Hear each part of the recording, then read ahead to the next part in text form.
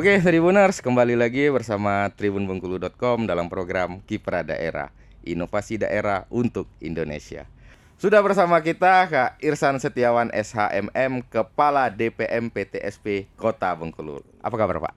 Alhamdulillah sehat. Seperti yang saya bilang tadi Pak, apa itu sebenarnya DPM PTSP? Boleh dijelaskan dulu Pak? Jadi DPM PTSP ini merupakan salah satu perangkat daerah yang ada di Kota Bengkulu, yang tugas pokok fungsinya adalah membantu kepala daerah dalam urusan pemerintahan yang mempunyai kewenangannya di bidang penanaman modal dan perizinan.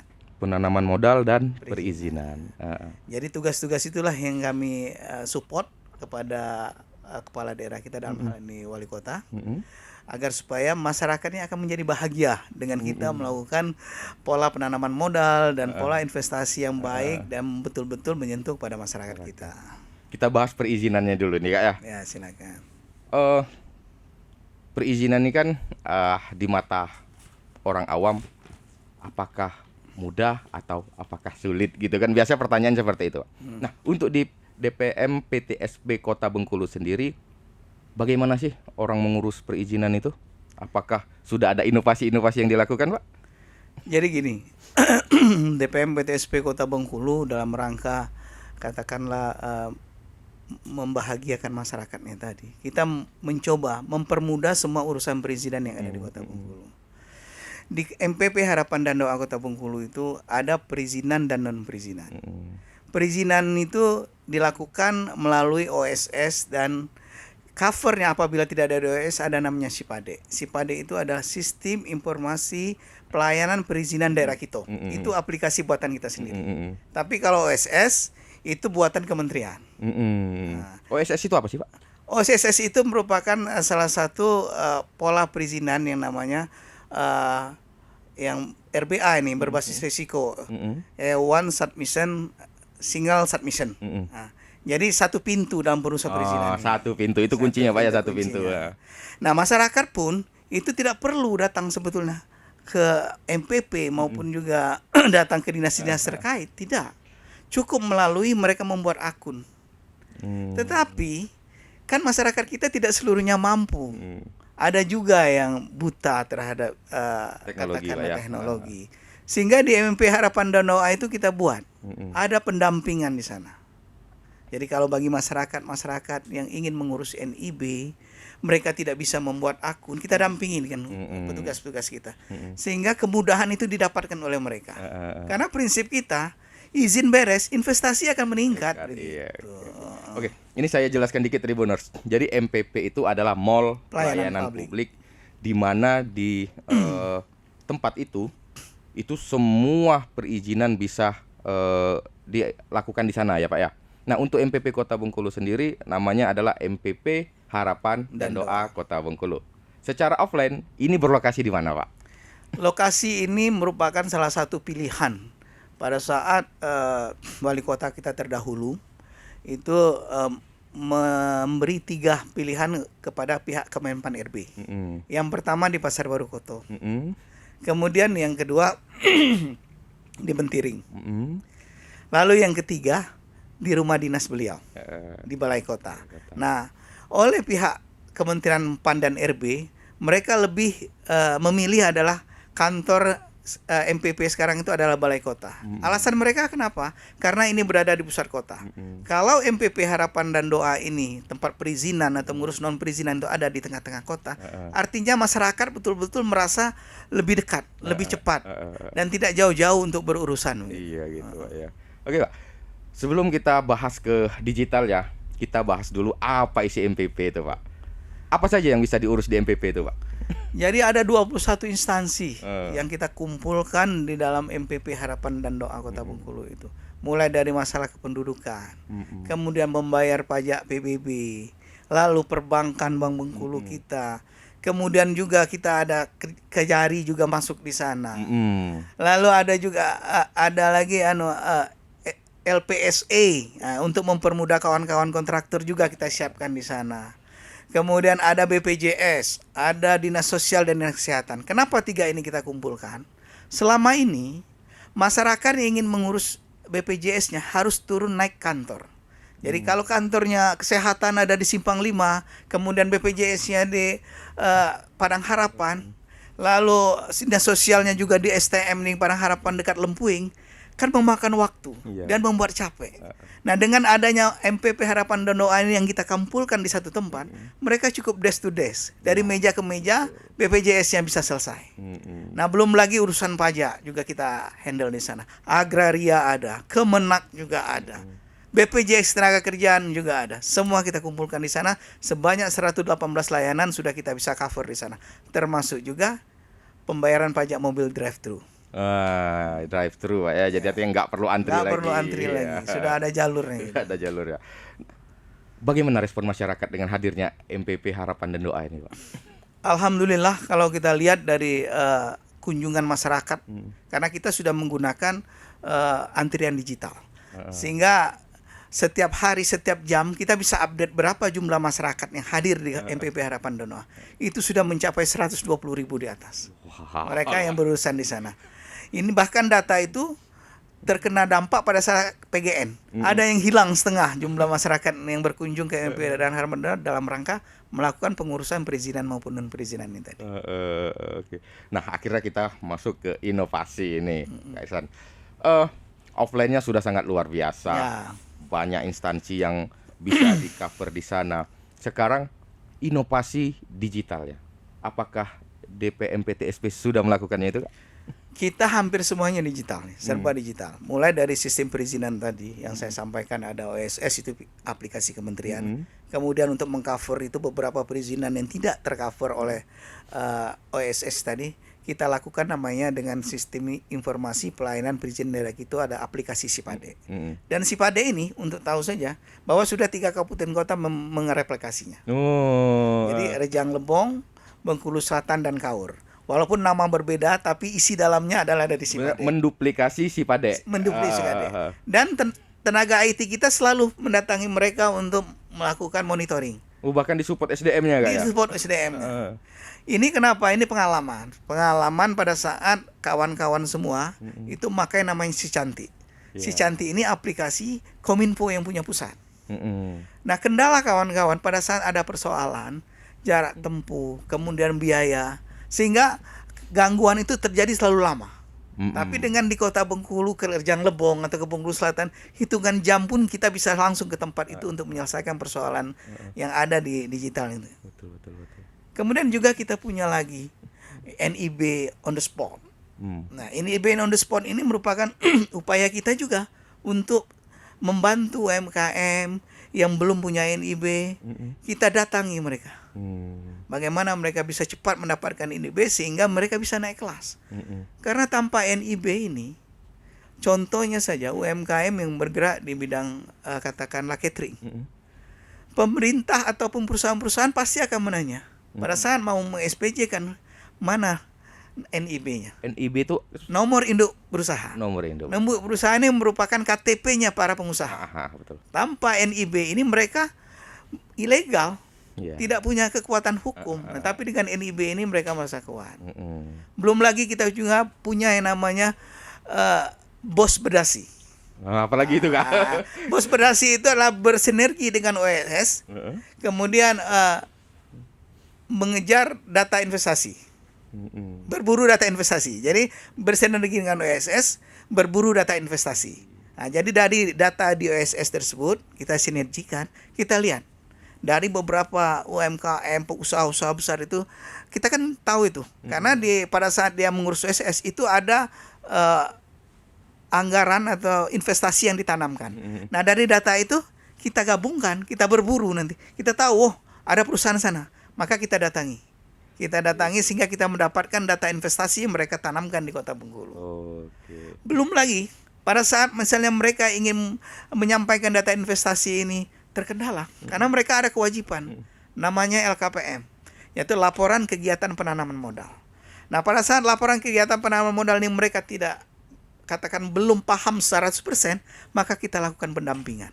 Di MPP Harapan dan Doa kita siapkan juga sebuah bot untuk melakukan pendampingan bagi kawan-kawan pengusaha maupun UMKM yang belum ngerti tentang bagaimana membuat laporan kegiatan penanaman modal ini. Ada lagi jempol prioritas, banyak kita. Jempol prioritas itu adalah jemput bola layanan prioritas. Tapi layanan prioritas ini bukannya untuk usaha besar, untuk ibu lansia, untuk ibu hamil, untuk disabilitas. Nah, jadi kita mensasar seluruh komponen masyarakat sehingga betul-betul investasi di Kota Bengkulu ini bisa dinikmati dan peluang untuk mendapatkan legalitas itu dapat kepada seluruh masyarakat yang ada di Bengkulu yang berusaha. Gitu kayaknya. Nah, Kak, tadi saya tertarik dengan Sipade tadi, Kak. Ya. Ini adalah Sipade ini adalah aplikasi yang sebenarnya kalau offline itu kita datang ke MPP Harapan dan Doa. Ada apa saja di Sipade itu? Ada 43 perizinan yang bisa dikeluarkan oleh Sipade ini.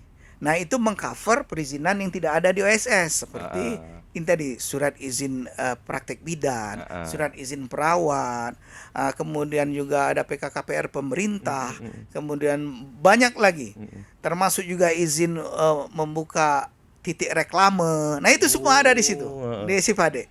Downloadnya di langsung di Sipade kita. Langsung di situ langsung setelah kita buat akun langsung nanti kita bisa masuk sendiri. Tapi kalau nggak bisa kita dampingi. Nah, bisa datang ke tempat kita. Bisa datang ke MPP untuk kita dampingi untuk membuat izin tadi tersebut.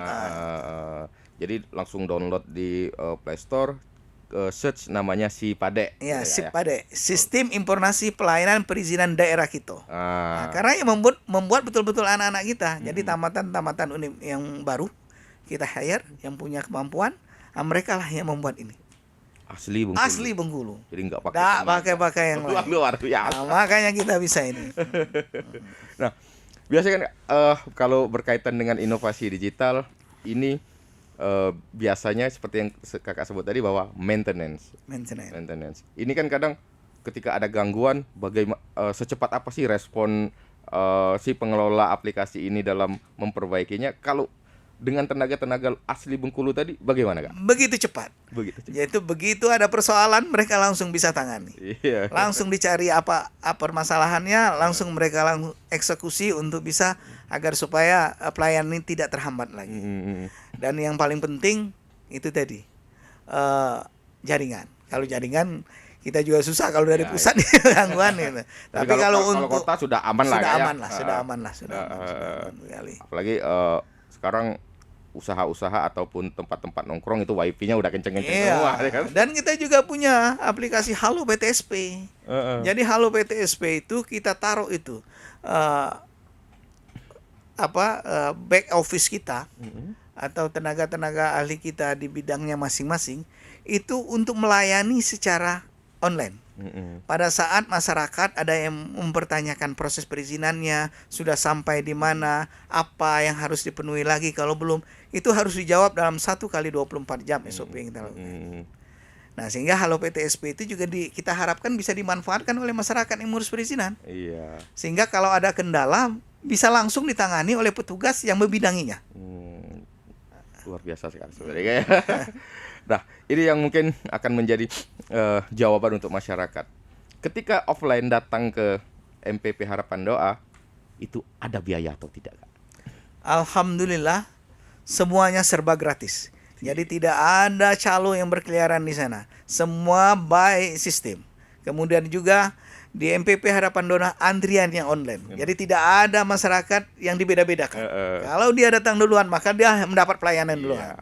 Kalau dia datang kemudian dia harus mendapatkan lain duluan. Sehingga suasana itu menjadi nyaman. Ditambah lagi ruangan cukup memadai dan kawan-kawan merasa nyaman lah. Ada ruang untuk menyusui. Latasi namanya kalau ada ibu hamil yang sedang berurusan.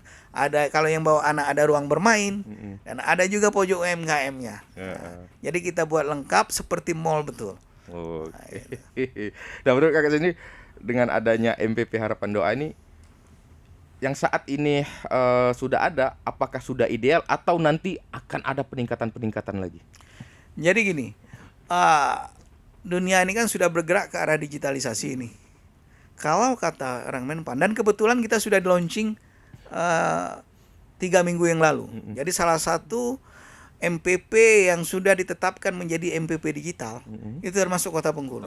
Jadi dari 500 sekian kabupaten kota, 139 sudah ditetapkan untuk juga melakukan kegiatan MPP digital. Tetapi karena MPP digital ini masih membutuhkan penyesuaian, yang MPP offline tetap ada. Jadi MPP digital untuk sementara ini bergerak di bidang kesehatan saja. Nah, bagian kesehatan itu sudah bisa memanfaatkan MPP digital. Tetapi kalau untuk yang lain-lain, kita masih menggunakan aplikasi yang ada seperti OSS, Sipade, dan beberapa instansi yang ada di instansi-instansi yang bergabung di kita. Gitu. Nah, Kak, ini mungkin juga menjadi pertanyaan masyarakat. Terkadang nih ganti pejabat, aplikasinya nanti tidak lagi beroperasi, ya kan? Ganti pejabat, ganti aplikasi lagi, ganti pejabat, ganti kebijakan lagi. Apakah MPP ini akan tetap mempertahankan hal-hal yang sudah baik atau bagaimana nanti ke depannya nih, Kak? Dari evaluasi kita bahwa Sipade ini kan sudah berapa kali melakukan pembaharuan sampai dengan titik sekarang.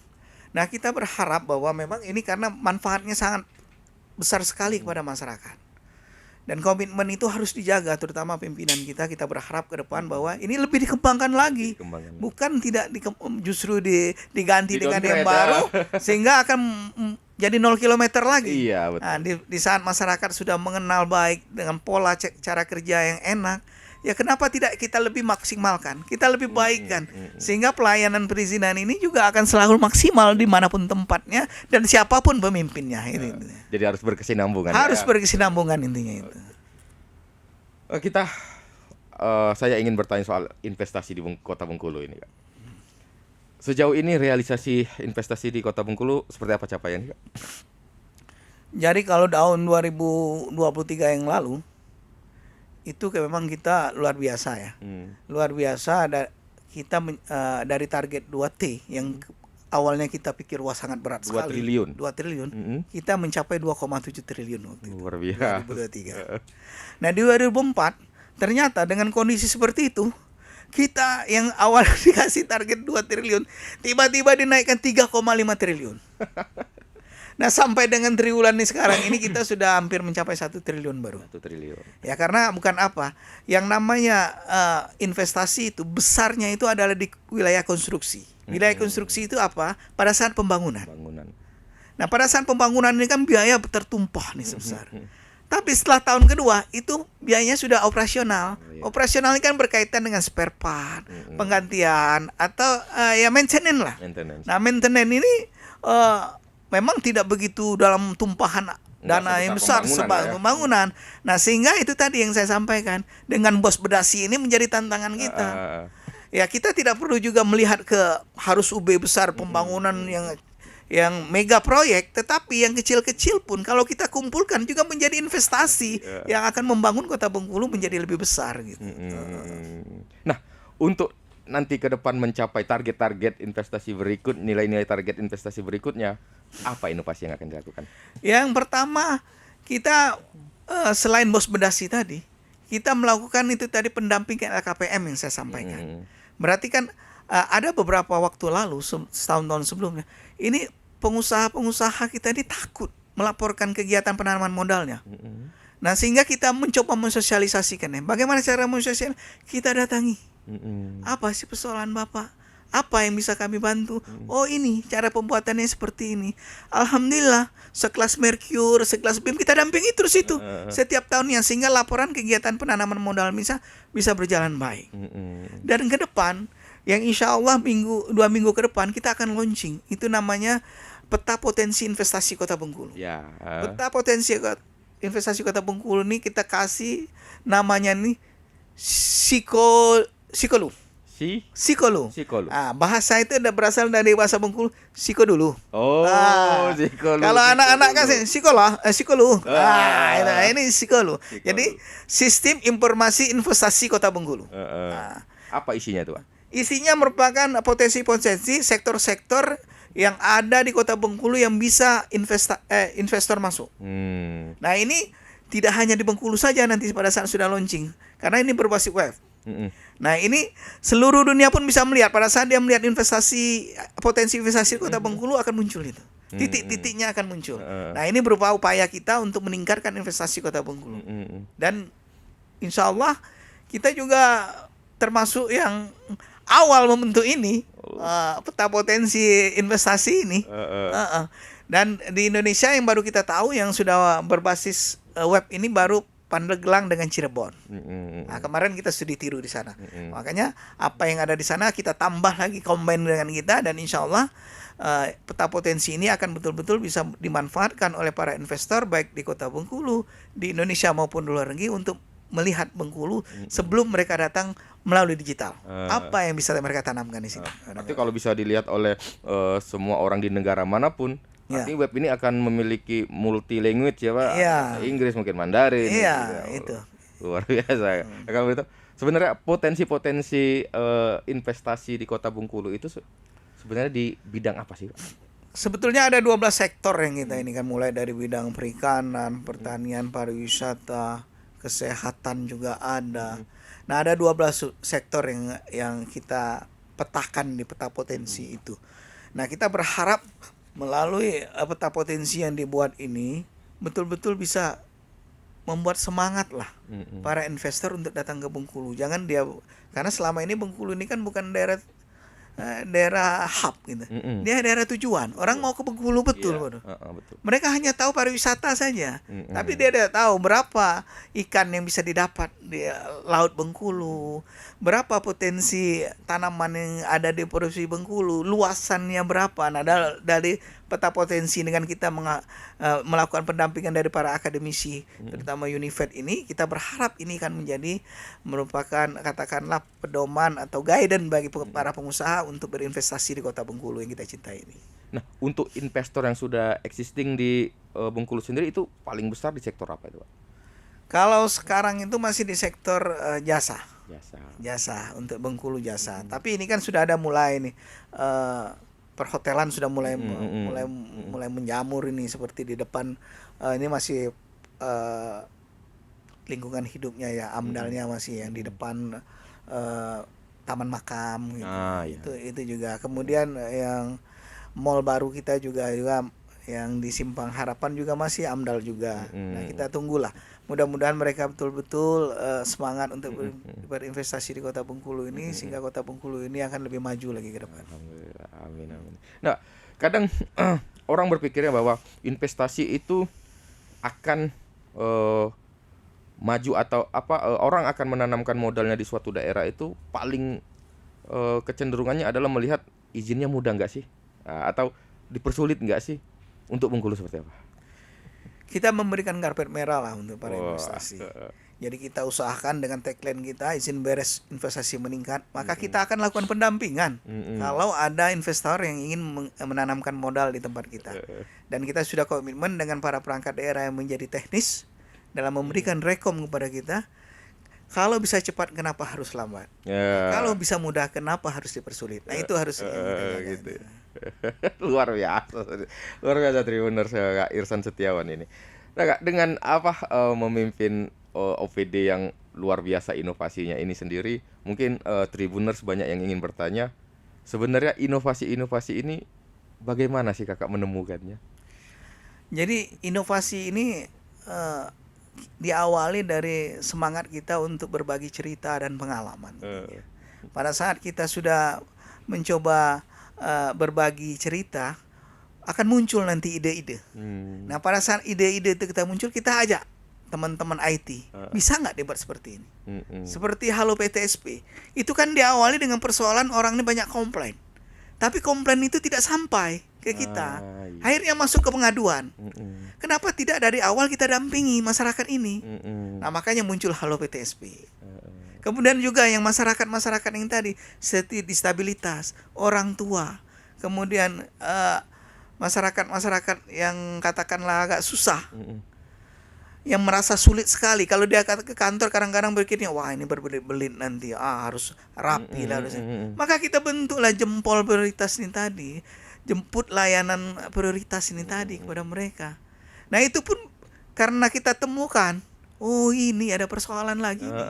Nah, maka kita bentuk lagi inovasi itu. Lalu sistem kepuasan masyarakat online, Sikemon kita buat. Nah, Sikemon juga pada saat ya kita nggak bisa nilai nih, masa kita nilai sendiri? Iya.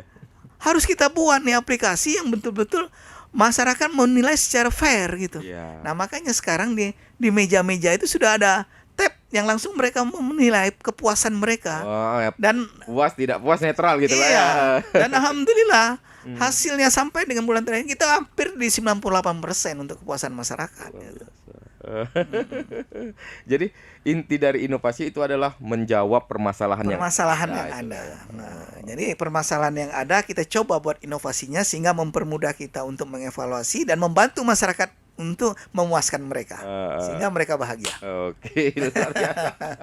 Nah, dengan apa inovasi-inovasi yang sudah dikembangkan oleh DMPTSP, ini secara global menurut Bapak kacamata Kakak sendiri sudah seberapa support untuk kemajuan Kota Bengkulu sendiri? Di bidang perizinan dan juga pelayanan publik, saya pikir kita sudah cukup mampu untuk membantu masyarakat untuk dalam rangka pengurusan perizinan maupun non perizinan. Sipade itu masuk 10 besar IGA 2 tahun yang lalu. Apa itu, Kak? Inovasi yang dilakukan oleh Kementerian Dalam Negeri, Government Award, inovasi Government Award. Nah, artinya walaupun kita di daerah, buatan anak-anak daerah bisa kok muncul di nasional. Nah, kan kira-kira seperti itu. Nah, sama seperti ini, saya pikir semua persoalan yang ada di masyarakat yang terkendala, kami coba membuat inovasinya sehingga mereka bisa terlayani. Anak-anak kampus susah, padahal mereka ada usaha, katakanlah buka warung-warung kopi. Kita bantu dengan NIB Goes to Campus. Kita datangi, silahkan mereka buat. Hanya 15 menit kita bantu mereka selesai perizinan mereka. Nah, jadi semua kita coba di mana ada celah gap kita tutupi. Sehingga masyarakat Bengkulu ini bisa terlayani. Dan satu lagi 4578 dan ini sudah 2 kali kita lakukan. Inovasi terbaru kita adalah MPP Bergerak. MPP Bergerak. Apa itu, Kak? MPP Bergerak ini ya Mall Pelayanan Publik Bergerak. Kita bawa ini dengan mobil masing-masing.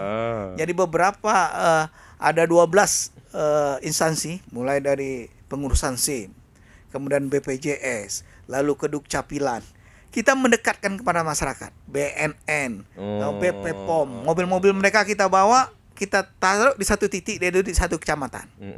Nah, kenapa kita berharap seperti itu? Ya itu tadi, untuk agar supaya masyarakat yang tidak punya waktu untuk datang ke MPP ngurus perizinan atau meninggalkan lapaknya juga dia bingung, nanti rugi.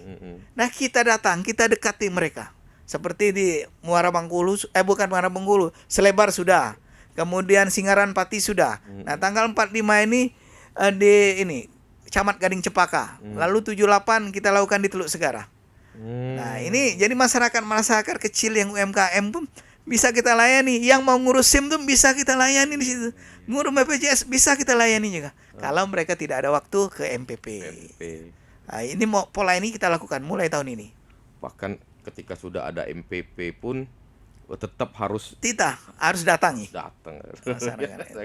Nah, selain DPM PTSP daerah-daerah lain yang menduplikasi inovasi-inovasi ini, ada nggak OPD lain yang akhirnya menelpon Kakak untuk, lu kok kamu bisa berinovasi seperti itu, apa rahasianya? Ada seperti itu? Jadi kita kan sharing kalau untuk kawan-kawan, karena di kota itu setiap OPD itu minimal setiap tahun tuh wajib membuat 2 inovasi baru. Nah, jadi melalui sharing-sharing yang dikoordinasikan oleh bidang yang di Bapeda, kita ada tim ini. Nah, jadi di sanalah sharing untuk bagaimana memaksimalkan aplikasi yang mereka buat, dan kita terbuka. Tim IT kita sangat terbuka. Jangankan di internal perangkat daerah kita, kawan di kabupaten kota pun kita kasih bulat-bulat. Silakan, kami siap dampingi. Yang penting ini untuk kemaslahatan umat. Jadi untuk daerah lain saja terbuka, apalagi yang internal. Bengkulu, Bengkulu gitu kan. Luar biasa. Nah, ini kan kalau setiap tahun harus kita harus berpikir bahwa tahun depan inovasi apa lagi nih? Tahun depan inovasi apa lagi? Itu sebenarnya secara pribadi itu sebenarnya menjadi beban apa malah menjadi semakin tertantang? Jelas menjadi tertantang. Sehingga kita harus berinovasi terus. Dan kita harus mengawal apa tupoksi kita ini yang bisa dimaksimalkan untuk memberikan pelayanan kepada masyarakat. Bukan beban. Karena yang bisa diikutkan itu, yang dua itu juga setelah 2 tahun operasional. Tidak bisa ujuk-ujuk buat langsung. Iya. Melalui tahapan. Tahapannya panjang juga ya. Tahapan yang panjang juga yang ini. Luar biasa. Apa tanggapan Pak Wali Kota Kak dengan inovasi-inovasi yang Kakak buat ini? Ya alhamdulillah pemerintah kota ya merasa puas juga karena sampai dengan sekarang ya kita hampir minim ya komplain gitu kan, karena setiap komplain langsung kita antisipasi, kita selesaikan, sehingga masyarakat pun yang komplain itu langsung kita telepon apa persoalan, apa yang bisa kita bantu, sehingga mereka merasa puas dan diperhatikan gitu. Itu saya mau menegaskan juga tuh. Rasanya saya belum pernah mendapatkan informasi viral terkait pengurusan perizinan di Bengkulu. Ya. Kan kalau di daerah lain tuh banyak sekali viral soal wah ini ngurus KTP aja susah. Di Kota Bengkulu memang saya belum menemukan itu. Alhamdulillah. Dan mungkin latar belakangnya adalah inovasi yang dibuat oleh DPM PTSP ini kayak luar biasa.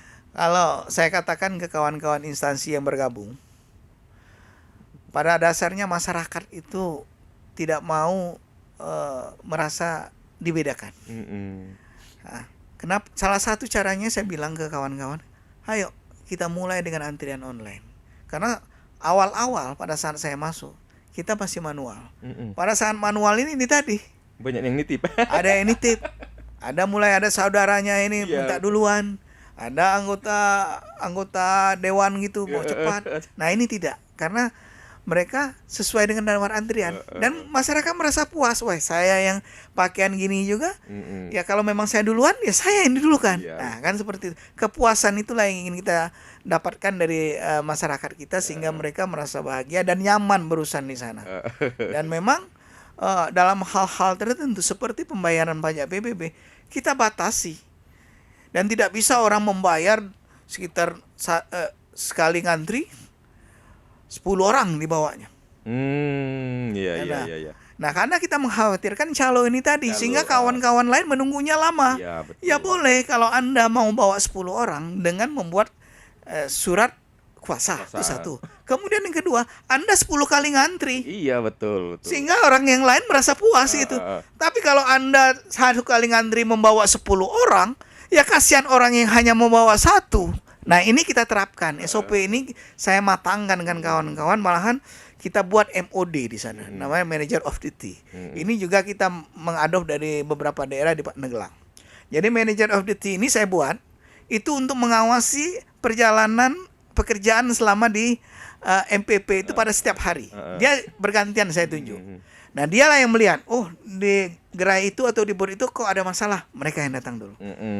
Kalau mereka bisa selesaikan di mereka. Kalau tidak, terakhir baru sampai ke saya. Nah, kira-kira seperti itu. Mekanisme itu kita bangun sehingga alhamdulillah lah semua yang ada di MPP Harapan Doa sudah berjalan dengan baik, dan nilai ombudsman kita juga sangat baik. Dari Menpan juga baik tahun kemarin. Nah, tinggal kita nunggu tahun ini nanti di akhir November kalau nggak salah saya keluar lagi. Itu penilaian dari Ombudsman maupun Kemenpan RB. RB. Beberapa tahun kemarin kita tertinggi kok. Itu penilaiannya angka Kak atau gimana tuh? Angka dengan apa? Kategori sangat kategori. baik. Oh, gitu ya. Kategori kualitas tertinggi gitu. Kualitas tertinggi. Luar biasa sekali lagi. Nah, Kak, berinovasi sudah, dan kita akan melihat yang kata orang tuh kan kalau meraih itu mudah, yang susah itu mempertahankan. Bagaimana mempertahankan tim yang sudah solid ini?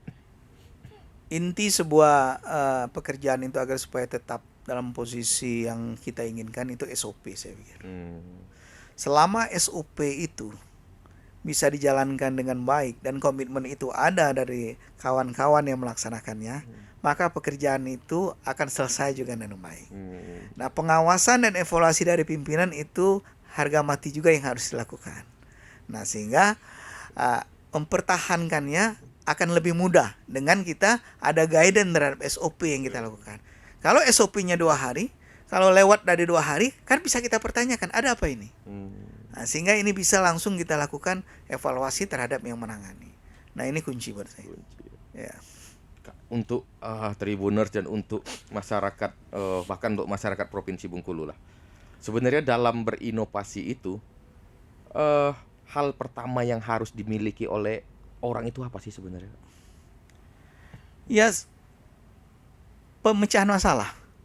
Jadi orang itu harus mampu melihat persoalan, lalu dia menggalinya menjadikan sebuah solusi sehingga itu menjadi jalan keluar. Nah, jalan keluar inilah nanti akan dibentuk dalam sebuah wadah yang namanya inovasi. Nah, kalau semangat itu ada di setiap orang, pasti inovasi itu akan muncul. Tapi kadang pada saat dia ada persoalan, biarkan. Dia tidak semangat, biarkan aja lah berlalu. Inovasi itu tidak akan muncul, tidak akan tergali. Dan itulah awal pada saat kita akan mendiskusikannya dalam bentuk nanti membentuk sistem. Gitu, jadi kalau ada masalah tapi diam saja, yang inovasi nggak bakal muncul. Dan akan muncul. Habis di situ saja dia. Nah, kalau boleh tahu, permasalahan tambah dalam lah. Kalau boleh tahu, Kak Irsan sendiri banyak belajar itu sebenarnya melihat kalau ada tokoh siapa atau apa sih prinsip hidup Kak Irsan ini kalau bekerja itu seperti apa sih? Saya prinsip yang paling saya pegang itu adalah disiplin. Disiplin dan contoh. Itu saya melihat ya dari orang tua saya juga dan dari beberapa pemimpin yang ada di Provinsi Bengkulu. Dia memerintah itu dengan contoh. Contohnya, dia menyuruh orang apel pagi. Itu 7:30 apel pagi. Maka dia harus datang jam 7 pagi. Bukan dia datang setelah anak-anak udah apel. Itu tidak akan jadi. Dan itu saya lakukan. Saya setiap hari itu jam 7 pagi insya Allah sudah sampai di kantor. Kalau bukan ada persoalannya. Sementara anak-anak itu jam 7:30 baru sampai. Kemudian disiplin. Ya disiplin betul. Disiplin pun dalam bentuk contoh. Komitmen. Nah ini harus dipegang gitu. Kita ngomong harus sesuai SOP. Sementara kita mencontohkan ke anak buah, kita melanggar SOP. Nah ini kan akan menjadi bumerang buat kita gitu. Betul. Nah kalau saya itu disiplin, komitmen, itu harga mati buat sebuah perjalanan karir kita agar supaya kita sukses. Pertanyaan yang tadi Kak, pertama, tokoh inspirasi Kakak itu siapa sih sebenarnya? Kalau disiplin ini saya katakan betul ya. Memang orang tua saya menjadi inspirasi saya, inspirator saya. Orang tua saya itu terkenal galaknya, terkenal disiplinnya, termasuk di Pemda Provinsi Bengkulu. Nah dari dia yang saya lihat, wah ini bagus berarti untuk membentuk diri saya sehingga saya bisa menjadi pemimpin yang baik. Nah kalau beliau itu kalau salah, walaupun anaknya itu tetap dikatakan salah. Dan tidak disembunyikan, kesalahannya harus disampaikan sehingga orang itu bisa memperbaiki diri gitu. Betul. Tapi kalau kita sudah salah tapi didiamkan saja, kita bukan malaikat yang tahu apa kesalahan kita. Itu bukan yang namanya pembinaan. Walaupun pahit, tapi pada saat disampaikan kan bisa menjadi evaluasi kita untuk perbaikan ke depan gitu. Luar biasa, tepuk tangan benar. Closing statement untuk masyarakat Kota Bengkulu terkait dengan pelayanan-pelayanan yang ada di OPD yang Kakak pimpin, seperti apa dan nanti mau bagaimana? Silakan. Ya, kepada masyarakat Kota Bengkulu, saya berharap sekali manfaatkan keberadaan MPP Harapan dan Doa Kota Bengkulu ini untuk mengurus perizinan maupun perizinan. Karena semua urusan di sana itu gratis, tidak dipungut biaya. Dan layanan akan kita lakukan secara maksimal dan sesuai dengan SOP-nya masing-masing. Ada ruang untuk melakukan pengaduan apabila ada dari kami yang melakukan kesalahan. Ada juga ruang konsultasi melalui Halo PTSP kalau Bapak Ibu juga merasa ada hal yang perlu dipertanyakan. Dan jangan khawatir kepada Bapak Ibu yang tidak mampu atau IT-nya kurang. Kita lakukan pendampingan pada saat pengurusan di MPP Harapan dan Doa Kota Bengkulu. Yang penting masyarakat Kota Bengkulu kita jamin harus bahagia pada saat keluar dari MPP Harapan dan Doa Kota Bengkulu. Terima kasih. Oke, Tribuners ya dimanapun berada. Itulah tadi perbincangan kita dengan Kak Irsan Setiawan. Inovasi yang dibawanya sangat luar biasa untuk Kota Bengkulu dan bisa diterapkan juga untuk daerah-daerah yang lain. Tetap di channel tribunbengkulu.com dengan narasumber-narasumber inspiratif lainnya. Wassalamualaikum warahmatullahi wabarakatuh. Waalaikumsalam.